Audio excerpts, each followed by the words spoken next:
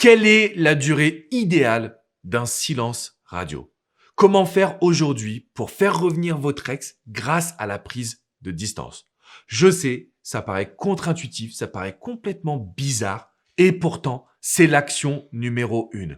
Si vous réalisez un bon silence, si vous arrivez aujourd'hui à faire preuve de patience, je peux vous garantir que vous allez retourner la situation. La problématique, c'est que quand on parle de silence, vous ne savez pas si ça veut dire 3 jours, 1 semaine, 3 mois. Et forcément, ça va vous perturber.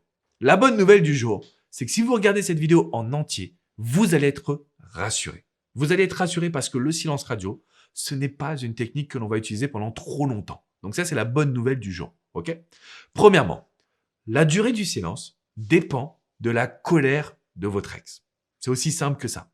Si votre ex vous en veut, si votre ex est en colère, si votre ex ne souhaite plus vous parler, si votre ex vous a bloqué, on va devoir utiliser la durée la plus longue de silence radio. La durée la plus longue, on va commencer par la mauvaise nouvelle du jour, c'est entre 6 semaines jusqu'à 12 semaines. Donc ça veut dire que c'est entre 1 mois et demi et 3 mois de silence où on prend du temps parce qu'on sait que l'autre a besoin de souffler un bon coup. D'accord ? Donc, ce que je vous conseille de faire en général, c'est de ne pas faire des silences radio qui soient trop longs, mais de les entrecouper. Par exemple, 6 semaines, puis encore 6 semaines, puis encore 6 semaines, ou 6 semaines, puis 2 semaines, puis 3 semaines. En fait, on va être en mesure de tester l'attitude de votre ex. Mais on doit laisser passer 6 semaines si vraiment il y a eu de la colère, s'il y a eu des mots échangés, s'il y a eu de la violence psychologique, parfois physique. Vous devez laisser passer du temps. D'accord? Et le meilleur de moyens de revenir après cette période de silence radio, c'est la lettre manuscrite. Deuxièmement, si vous étiez dans une relation qui a pas eu vraiment de grosse colère, c'est de la lassitude, c'est une rupture qu'on va dire un petit peu plus normale entre guillemets, le silence radio idéal, il est entre 3 et 4 semaines. Alors 3 semaines, on dit que 21 jours, c'est la durée qu'il faut pour que le cerveau crée une habitude. Donc si on fait une chose pendant 21 jours, ça devient une habitude, c'est plus simple. C'est la raison pour laquelle on vous recommande de faire avec toute l'équipe un silence radio de 21 jours, minimum, 3 semaines. Ça, c'est si vous avez vécu une rupture, que vous prenez du temps pour vous et vous pourrez revenir vers votre ex soit avec la lettre manuscrite, soit avec un message pour prendre des nouvelles en disant « ça fait un petit moment qu'on ne s'est pas parlé, je voulais savoir comment tu vas. Voilà ce qui s'est passé de mon côté. » Et là, on va joindre quelque chose de nouveau, d'attrayant, de positif. Donc, on a le choix entre la lettre manuscrite ou le message de séduction. Si vous étiez dans une relation courte, si vous avez été dans une relation, il y a toujours une superbe entente avec votre ex, vous vous parlez, vous vous voyez, on ne va pas forcément faire de silence radio. Ce qu'on va faire, c'est la prise de distance. Donc la prise de distance, c'est quoi? Je laisse passer entre 4 et 5 jours et je fais en sorte que ce soit toujours mon ex qui fasse les premiers pas. Si il ou elle n'agit pas, au bout de 4, 5 jours, voire une semaine, qui est la durée que je vais recommander en coaching en général, au bout d'une semaine, on peut faire le premier message. Et là, c'est un message de séduction. C'est un message pour montrer sa joie de vivre, pour montrer son positif, pour montrer qu'on a confiance, pour montrer qu'on s'aime, pour montrer que tout va bien et qu'on a changé. Pourquoi on le fait? Parce qu'il n'y a pas d'animosité, il n'y a pas de colère, il n'y a pas vraiment de rupture en fait. C'est plutôt un manque de sentiment, un manque d'attraction. Donc la durée idéale de votre silence radio va dépendre de la situation et de la raison de la rupture. Ça peut aller de 6 semaines à 3 mois pour vraiment les ruptures qui sont les plus douloureuses, les plus longues, les plus difficiles. Donc difficiles au niveau émotionnel, pas forcément la reconquête qui est difficile.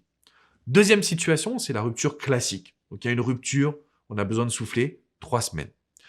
Troisième situation, c'est le manque d'attraction, le manque de séduction. On continue de se voir, on continue de se parler. Donc là, on va essayer de faire une prise de distance. C'est je fais en sorte de ne pas faire les premiers pas. Maintenant, le silence radio, c'est une technique qui est ultra puissante, mais elle n'est pas suffisante. Et j'insiste là-dessus. Le silence radio n'est pas suffisant. Ce qui compte, c'est comment vous allez agir par la suite. Comment vous allez mettre en place des actions qui vont vous permettre de retrouver la personne que vous aimez. Et donc, le silence radio n'est pas une fin en soi. Je vous dis ça pourquoi? Parce que j'ai reçu un message qui m'a amené d'ailleurs à faire cette vidéo. Alex, je suis à plus de 200 jours de silence radio. Donc 200 jours, si je calcule plutôt pas mal, ça fait presque 6 mois, ça fait un peu plus de 6 mois et demi. D'accord? Donc 6 mois et demi de silence radio. Et là, je me dis, mais pourquoi? Parce que si ça fait 6 mois et demi et que tu vas pas bien, que tu comptes les jours, tu te dis, mais regarde, ça fait 6 mois et demi qu'elle m'a pas contacté. Bah, en fait, forcément, on est dans une phase négative. Autant prendre contact. Après 3, 4, 5, 6 semaines, voire plus, prenez contact, essayez d'ouvrir une brèche. Et le meilleur moyen de le faire, c'est d'avoir des attitudes et un plan d'action. Donc là, les amis, c'est très simple. Vous allez cliquer dans la description qui est juste en dessous là. Vous cliquez dessus. Et dans cette description, je vous ai mis une vidéo privée qui vous explique les étapes. Parce que, OK, après le silence radio, qu'est-ce qu'il faut qu'on fasse? Vous regardez cette vidéo et vous allez savoir. Vous allez comprendre. Oui, il y a des techniques. Oui, il y a des astuces. Et oui, je vais vous aider à retrouver la personne que vous aimez. Parce qu'il n'y a rien de pire que de rester dans des regrets. Et surtout, des regrets où on se dit, eh merde, j'ai pas choisi la bonne voie, j'ai pas choisi la bonne durée de silence radio, j'ai pas choisi le bon moyen de recontacter mon ex. On ne rigole pas avec la reconquête. C'est important, les amis. Donc, cliquez dans la description qui est juste en dessous. Je vous invite également à mettre un petit pouce bleu, un like à cette vidéo. Je vous invite bien sûr à vous abonner à cette communauté. Rejoignez-nous. On parle de rupture, on parle de confiance, on parle de séduction, d'attraction. Je suis vraiment là pour vous livrer le meilleur de mon expertise de coach. Si vous voulez aller plus loin, rendez-vous sur le site internet alexandrecormon.com. Vous avez des centaines d'articles qui ont été écrits, mais surtout, vous avez la possibilité de réserver une séance de coaching privée et personnalisée. Que ce soit avec coach Jenny, coach Hugo, coach Vladimir ou avec moi-même, nous sommes là au quotidien pour pouvoir vous accompagner. Et on est des vrais coachs sur le terrain. On est là pour vous. On répond à vos questions, à vos émotions. Donc oui, vous pouvez retrouver votre ex. J'espère vraiment que cette vidéo vous a soulagé, que vous sachiez qu'il y a des actions qui vont arriver, que vous puissiez faire le meilleur silence radio possible avec du sport, de la méditation, du yoga, des sorties entre amis, le fait de se concentrer également sur votre projet professionnel. Ce sont des actions qui ne sont pas anodines, mais qui sont hyper puissantes. Les amis, je vous dis à très vite. Prenez bien soin de vous. Je vous fais une grosse bise. Ciao, ciao.